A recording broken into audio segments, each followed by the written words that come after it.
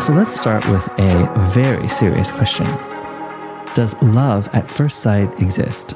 Look, this might disappoint you, my answer, but I don't think it does. I think attraction at first sight, absolutely. I think there's got to be a visceral response there, but I think that love grows over time when you get to know the whole person rather than surface level. I think that passion in the early days, I mean, we've seen Married at First Sight, haven't we? We've seen all of that trashy TV to know that there's obviously got to be an instant connection as the first thing, but I think that there's so much more to a person. And don't we all just put on a front when we first meet people? There is that little bit of a mask that we wear. So I think if we fall in love at first sight, are we falling in love? Or are we just, you know?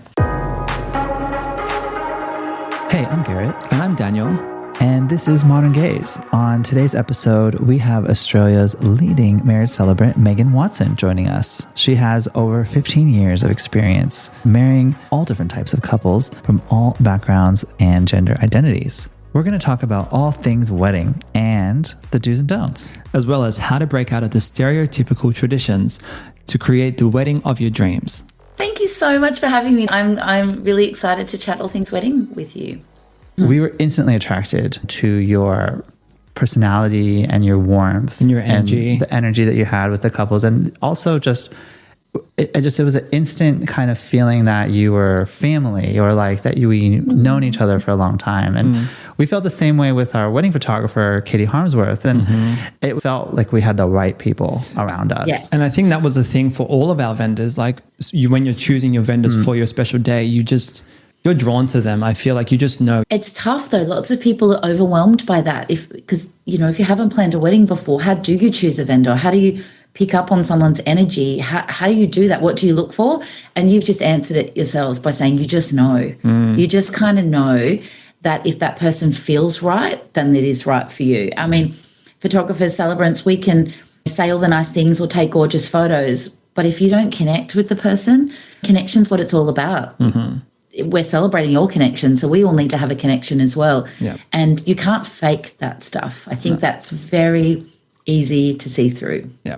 Yeah. And when you do choose with your heart, with your gut, and follow your intuition and like just the vibe, I think that you feel very trusting in the moment, because it's very overwhelming emotionally, like in the process of planning a wedding as well as on the day and going through all of the motions of the day. And it's just like everything is heightened in the most beautiful way, but also you're quite vulnerable in front of potentially hundreds of people who are watching you, or sometimes hundreds. We actually needed your warmth, your calm nature, because in the seconds of walking down the aisle, we had discovered that we left our rings back at the hotel that we were staying at. So we had no rings to get married with.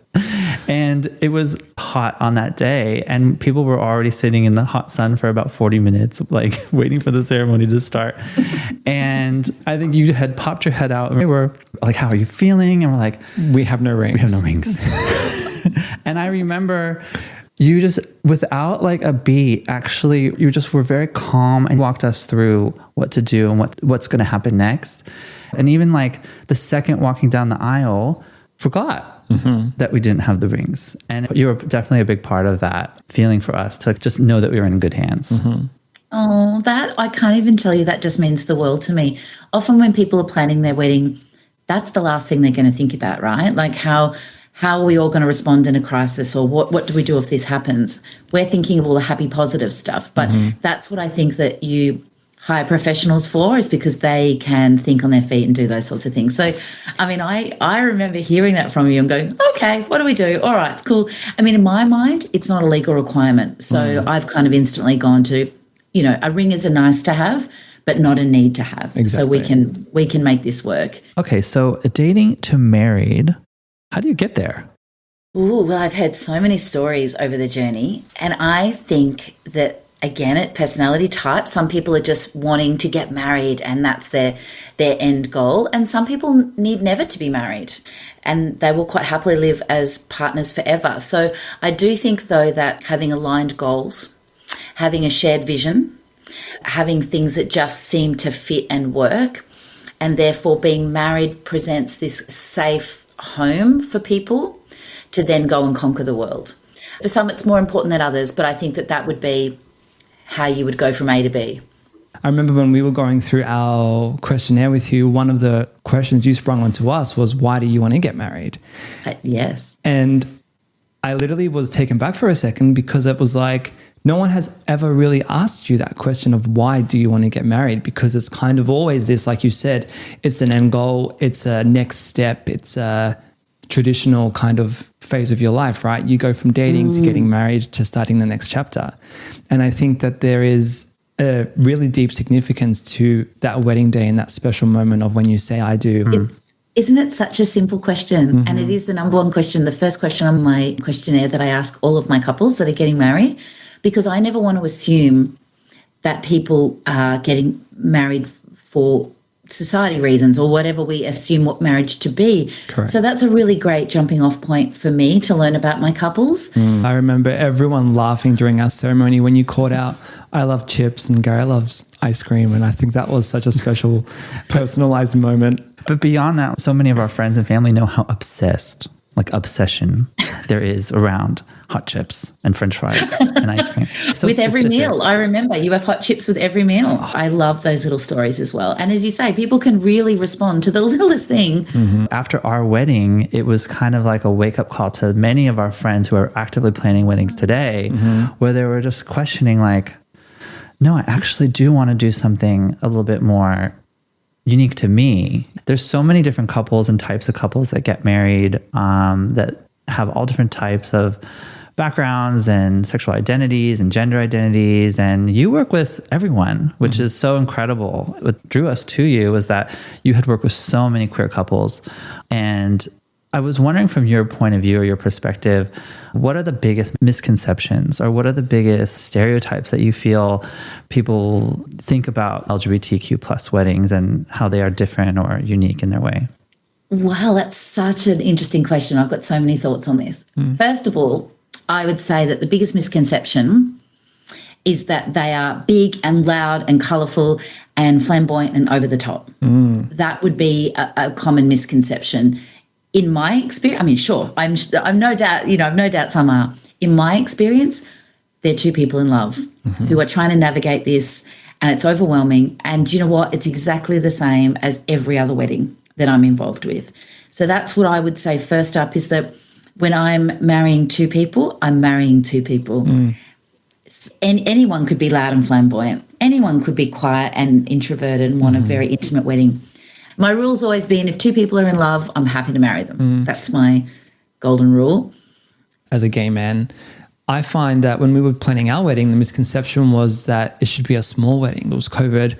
It was kind of an excuse to do a mini elopement or to have a smaller 20 people wedding just to kind of like brush it up and get it done, you know? So I feel like that Daniel wanted a big wedding. Like I he wanted a big massive fuck-off wedding. Like ridiculous. I would have had 200 people in a grand. No, Daniel, that doesn't surprise me at all. I would just like this, let's just all grab a glass of champagne. We can get married on the beach at sunset and just have a party like in the moment. And so we found somewhere in the middle. You did. Well, do you remember we had a discussion about florals? And I remember you said to me, we're really not sure what to do about flowers, because do two boys have flowers? Like, where do we even put them? Do we have some and maybe not? We had that discussion, and that's when I sort of made the introduction to Graham, the florist that you ended up booking, because I felt like he would understand your aesthetic and what your vision might be. Which he did. Which he did. He oh, my nailed God. the brief, like above and beyond. Graham was amazing. Right. Yeah. Only he did such a good job at our wedding. We actually like looked around and we were like, we should have spent more money on floral. Yeah. That was actually what I said the next day. It was so beautiful. We were like, well, don't tell him that. It's okay. But he said he did a beautiful job. He did a beautiful job. It's beautiful. And I think that's really important, to have people in your corner who understand what it is that you might not have the words to articulate and give you permission to follow through with whatever's in your mind. Absolutely. And to give you permission that there are no rules and that whatever you like and whatever you respond to, whatever lights you up and makes you happy, then that's the right thing for you. Well, we actually had to break out of our own stereotypes in our mind. You know, like we were holding ourselves back, and we had to kind of re-educate ourselves about what was possible and what we could really do, not having to follow what was necessarily expected. Well, here's a question for you though, boys. When you look back on your wedding now, which is a year and a bit ago, do you feel like it represented you? Do you feel like it 100%. was your... Absolutely. Yeah, I wouldn't have changed anything. No. Not a thing. Except getting more floral. Spending more money, Daniel. More cash, because that's what we need to do, right? We'll get to budget in a minute. But it was just such a nice process, especially with you being a big part of that, in finding us vendors and working collaboratively with us to design the wedding we wanted. Since LGBT marriage has been approved in Australia in 2017, was there a change in the industry, and like, is there some kind of shift that you felt in that time? And was it straight away? Well, it kind of was straight away. If I'm honest, if I go back to that beautiful day in December in 2017, after we all cried and got all that out of our systems, the very next day, births, deaths and marriages across the country. So the way it works in Australia is we have state births, deaths and marriages that we send our paperwork to, but we're governed by the federal government. So the Attorney General is our boss, I guess. So we're appointed under the Attorney General's office. They were all racing to change paperwork. Wow. Because for years they'd had bride and groom and all of their paperwork. Really? It was bride and groom? Everything was bride, groom and bride. Is how it was. So it was like, quick, we got to get this paperwork out because people need to sign paperwork. And obviously it had to go through some government legislation. Peter Cosgrove had to get involved and all of those things to get it rubber stamped. And it was funny because all of my celebrant friends in different states, we were all laughing saying, oh, I bet we're going to be last. Oh, we'll be last. You'll have all the paperwork before we do. But, day by day, we started to get these emails saying in the next 24 hours, you will receive the paperwork you need to use from this date. And here we are. But that was the biggest change. That was immediate. But then the subtle changes that started to happen were about, why do we have all girls on the bride's side and all boys on the groom's side, for example? Why do we do that? What if someone special to us is not of that gender? So that started to mix things up straight away. So we started to see a lot of mixed wedding parties or no wedding parties, which is now increasingly common. We started to question traditionalism as a whole. And then COVID played a massive part in that as well. So I think those are the two key points that have changed weddings in the last sort of 6 years. I'm sure people 10 years ago have no idea why you put the wedding ring on the left finger. They don't know why we have wedding parties and why they're dressed the same, which in traditional times is so that they protect, say, for example, bridesmaids are all standing there to protect the bride so that if someone's going to come and kidnap the bride, they'll get a bridesmaid first.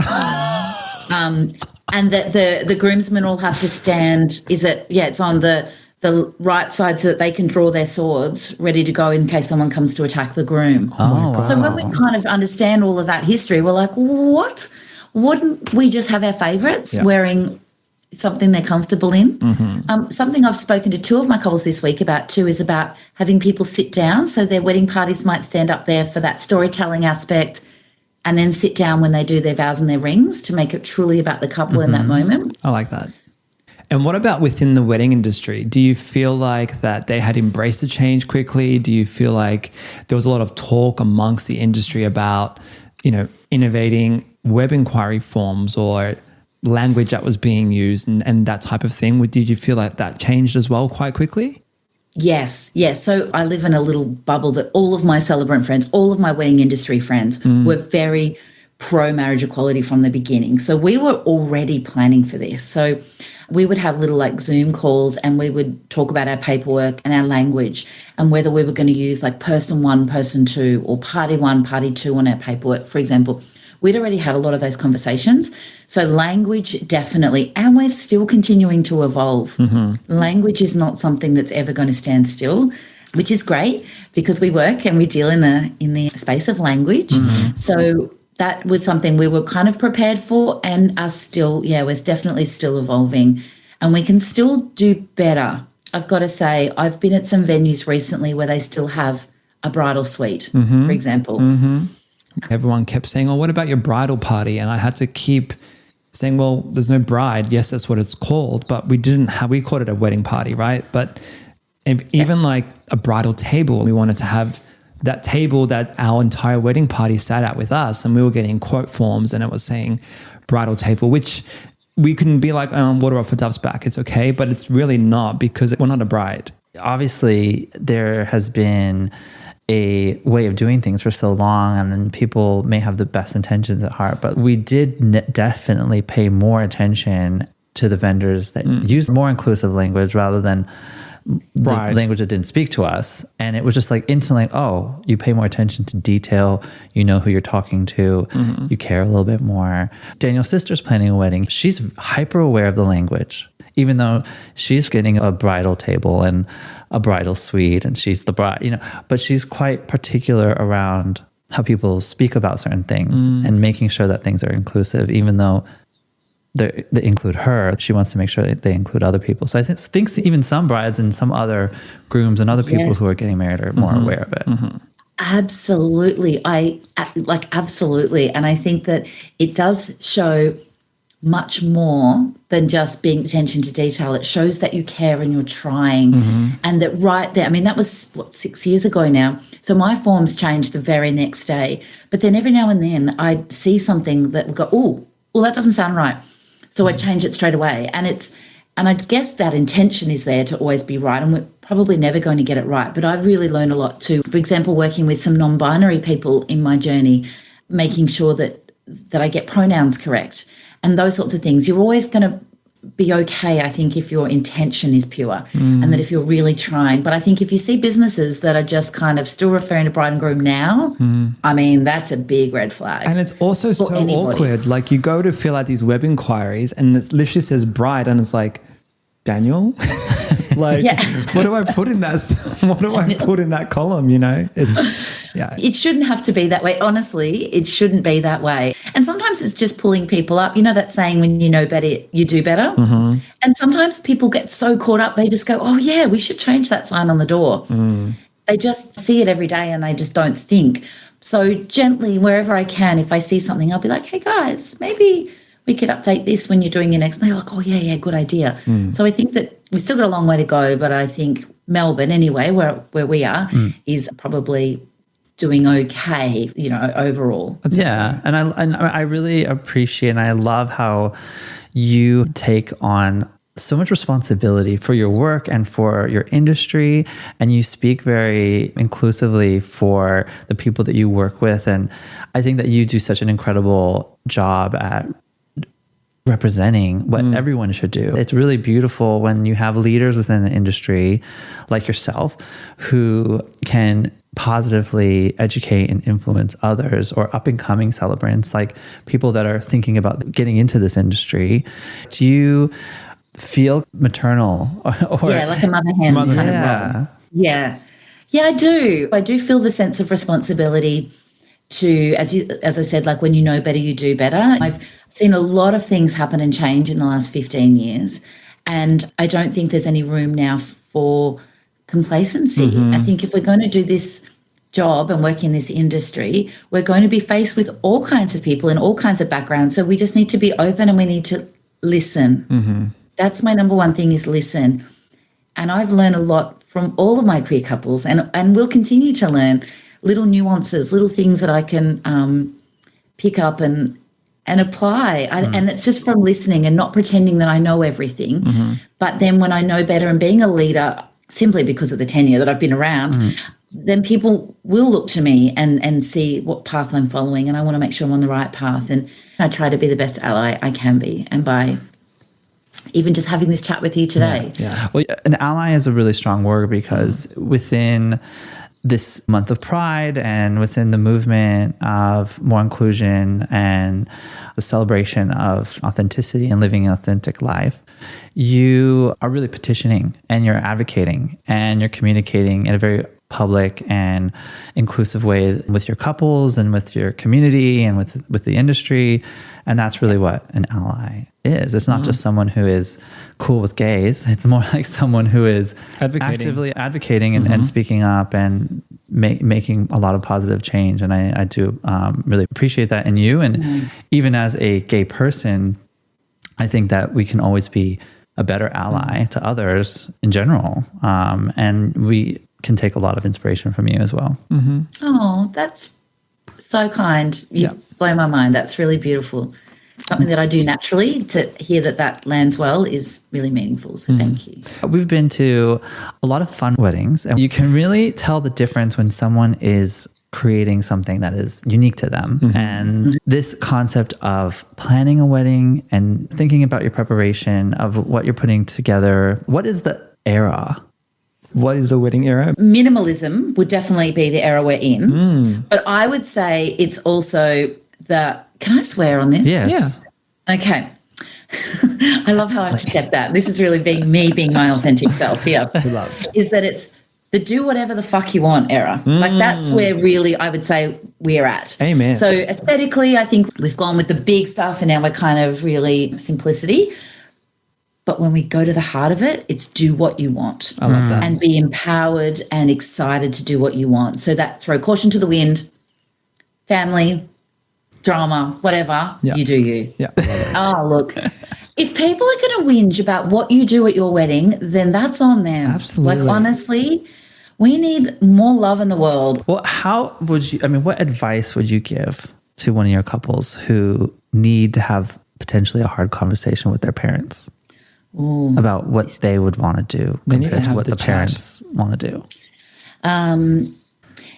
Yes. Okay. So I would have a really clear agenda about what do you want to discuss with your parents? What are the key things that are non-negotiables for you? And maybe have some things up your sleeve that are kind of semi-negotiable. But what are the non-negotiables?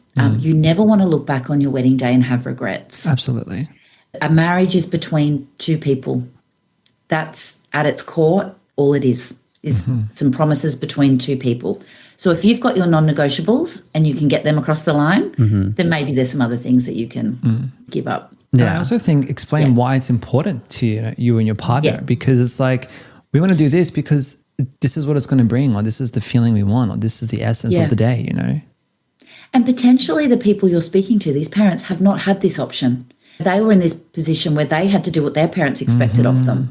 Maybe when it's put to them in a really kind way and explained, then, you might be surprised at how quickly they come on board. Absolutely. In a wedding, there's always some things you kind of got to go, oh, well, whatever, and that goes for anybody, whether you've got, parental drama or not. But I think that having a clear, open conversation about why it's important, it's really hard to argue with that. Yeah. It's really hard to argue when your children are happy and you're seeing them get married their way.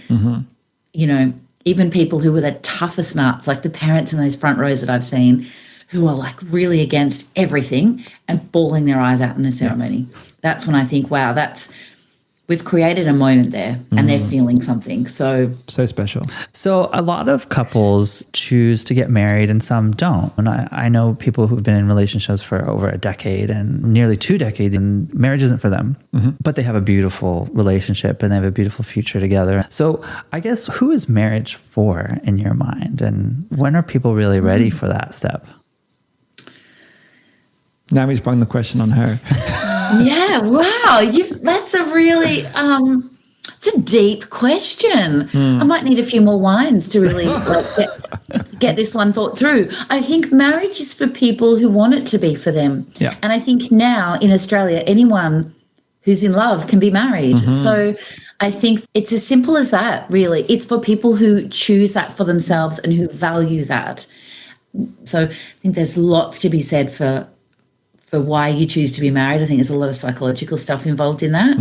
And even what marriage looks like what is a marriage? Like what can you do and can't you do in a marriage? Even that is really unique. Being married doesn't mean you step into a set of rules. It means you step into your rules and what your marriage is going to look like, which is another question I ask all of my couples too. What's your marriage going to look like? Tell me about your hopes for the future. We have polyamory. We have all sorts of things that would potentially step outside a stereotypical marriage unit.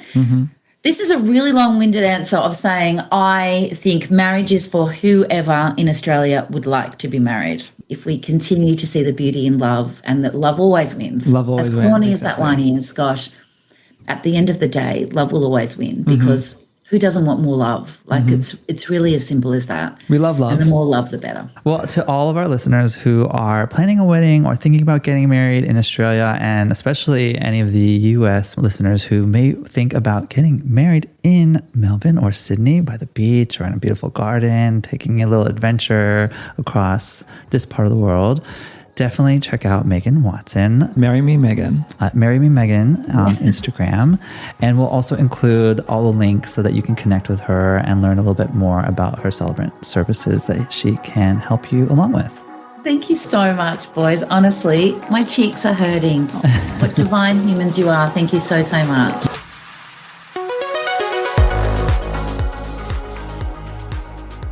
Hey everyone, thanks for listening to Modern Gaze. We hope you're enjoying our podcast so far. Make sure that you follow, turn on alerts, and even turn on auto downloads so that you get our episodes first. Our episodes come out every Tuesday and they stream anywhere podcasts play.